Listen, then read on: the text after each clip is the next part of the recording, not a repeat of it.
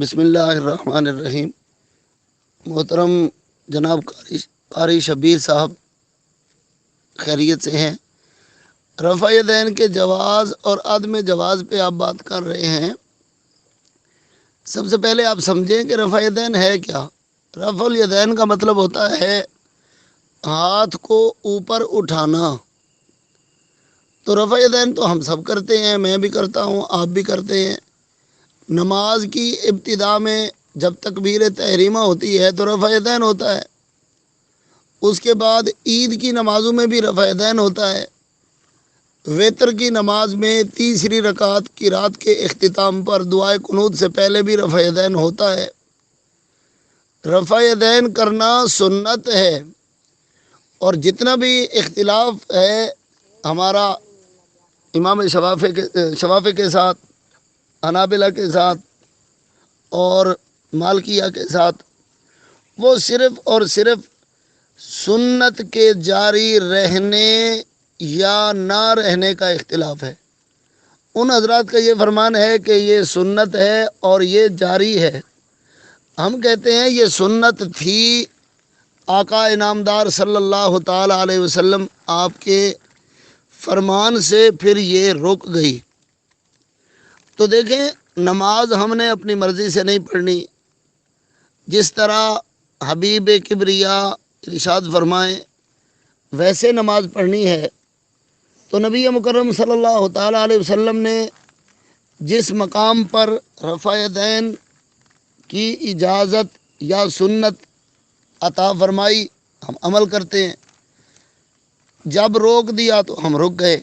اختلاف ہے رکوع کی طرف جاتے ہوئے، رکوع سے اٹھتے ہوئے اور تیسری رکعت پر کھڑے ہونے کے وقت۔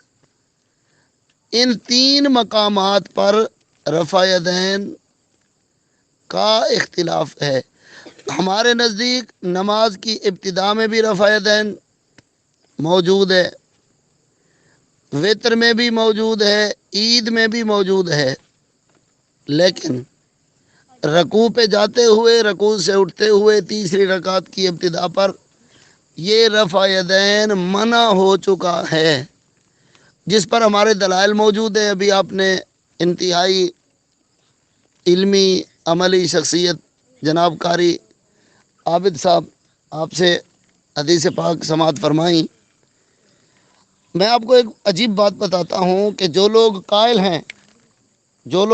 ہیں رفع یدین کرنے کے اختلافی مقامات پر، وہ امام بخاری کی حدیث لاتے ہیں۔ جناب امام بخاری نے نماز کے اندر 11 مقامات پر رفع یدین کرنے کی حدیثیں نقل کی ہیں، تو پھر کس پہ عمل کرو گے؟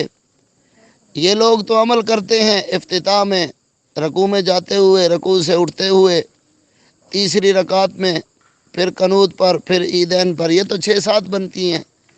امام بخاری نے تو 11 مقامات پر رفع یدین کا حکم دیا ہے، حدیثیں لائے ہیں، تو پھر کس پہ عمل کرو گے؟ اس کا یہی مطلب ہے کہ ابتدائے اسلام میں مختلف مقامات پر رفع یدین ہوتا تھا۔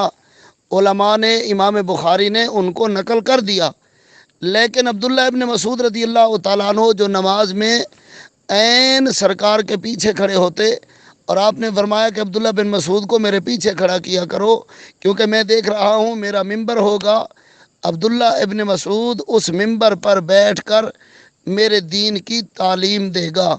یہ حدیث پاک اسد الغابہ میں موجود ہے، دیگر کتابوں میں۔ تو جہاں جہاں پہلے ہوتا تھا ان تمام مقامات سے نبی کریم صلی اللہ تعالی علیہ وسلم آپ نے رفع یدین کو روک دیا۔ تو جو سرکار نے فرمایا وہی ہم کرتے ہیں۔ السلام علیکم۔